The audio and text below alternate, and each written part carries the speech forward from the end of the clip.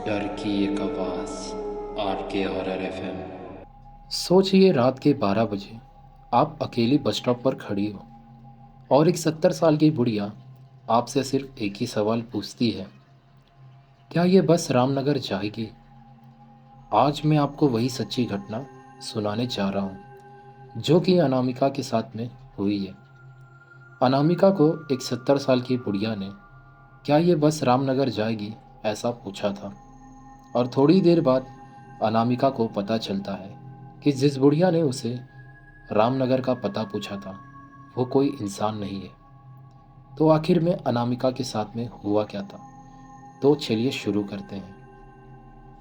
मेरा नाम अनामिका है। मैं मुंबई में रहती हूँ। मैं अपने माँ बाप की अकेली संतान हूँ। ना मेरा कोई भाई है, ना कोई बड़ी बहन। इसलिए घर की पूरी जिम्मेदारी मुझे ही संभालनी पड़ती है। मेरे पापा अक्सर बीमार रहते हैं, कभी दवाई, कभी हॉस्पिटल, तो कभी घर का खर्चा। सब कुछ मुझे ही देखना होता है। मैं एक प्राइवेट ऑफिस में जॉब करती हूँ। रोज़ कोशिश करती हूँ कि रात के 10 बजे तक घर निकल जाऊँ। लेकिन वो दिन थोड़ा अलग था। उस दिन ऑफिस में काम कुछ ज़्यादा ही बढ़ गया था। फाइल्स, कॉल्स, रिपोर्ट्स, समझ ही नहीं आया वक्त कैसे निकल गया। जब मैंने घड़ी देखी तो रात के लगभग 12 बजने वाले थे। मेरा दिल थोड़ा सा घबराया क्योंकि मेरे पास इतने पैसे नहीं थे कि मैं टैक्सी या कैब कर सकूं। ऑटो भी उस वक्त मिलना मुश्किल होता है। मेरे पास एक ही ऑप्शन था, बस। ऑफिस के पास एक पुराना बस स्टॉप था जहाँ से रात के 12 बजे लास्ट बस रामनगर के लिए जाती थी। मैं थोड़ी घबराहट में तेज कदमों से बस स्टॉप की तरफ बढ़ गई। जैसे ही मैं बस स्टॉप पर पहुंची, मेरा दिल ज़ोर ज़ोर से धड़कने लगा। दूर दूर तक कोई इंसान नहीं था। ना कोई दुकान खुली थी और ना कोई चाय वाला था और ना ही कोई सिक्योरिटी वाला। सिर्फ एक पुरानी स्ट्रीट लाइट थी जो हल्की हल्की रोशनी दे रही थी। और एक अजीब सी ठंड थी। मुझे थोड़ा डर लगने लगा।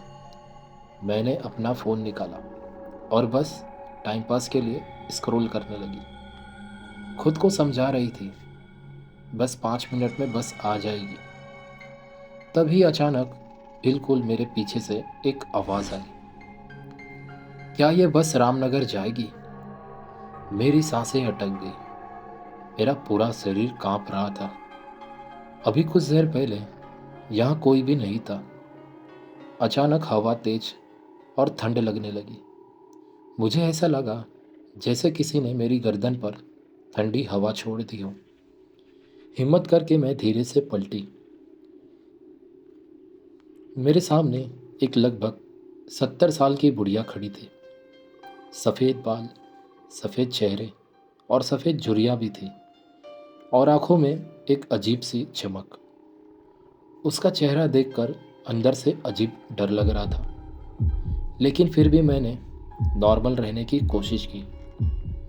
डरते हुए मैंने कहा, जी दादी, ये बस रामनगर जाएगी। वो बस मुझे घूरती रही। उसके चेहरे पर हल्की सी मुस्कान आ गई।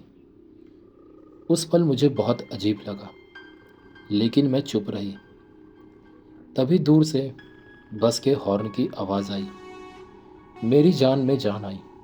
सच में वो रामनगर की बस आ रही थी।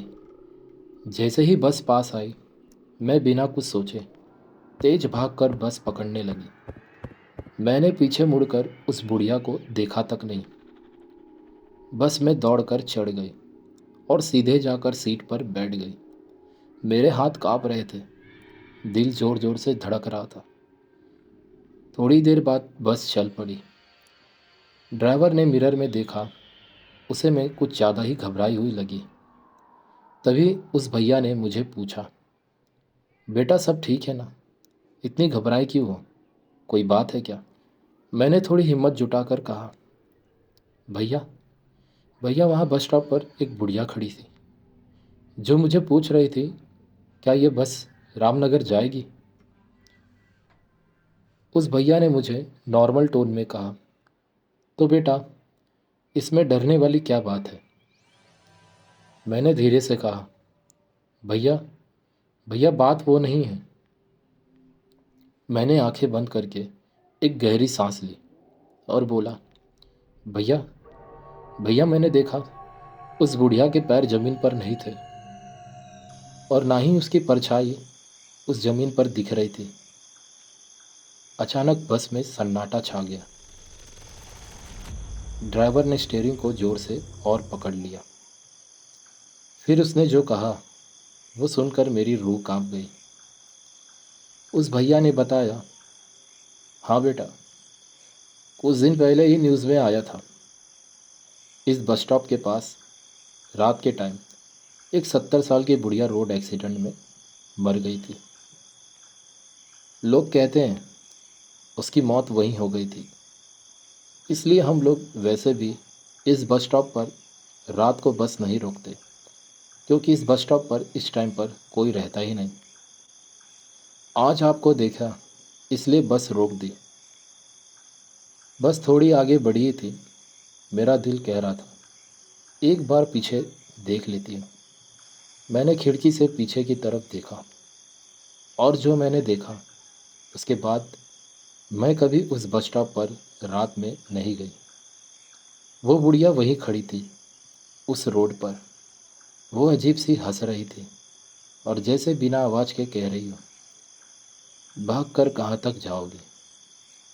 आज भी कहा जाता है कि जो कोई भी उस रात को बस स्टॉप पर जाता है और गलती से लगभग 12 बजे वो वहाँ पर पहुँच जाए तो वो बुढ़िया दिखती है और वो बस एक ही सवाल करती है, क्या ये बस रामनगर जाएगी?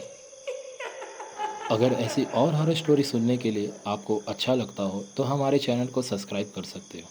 मिलते हैं अगले स्टोरी में, तब तक अपना ख्याल रखिए।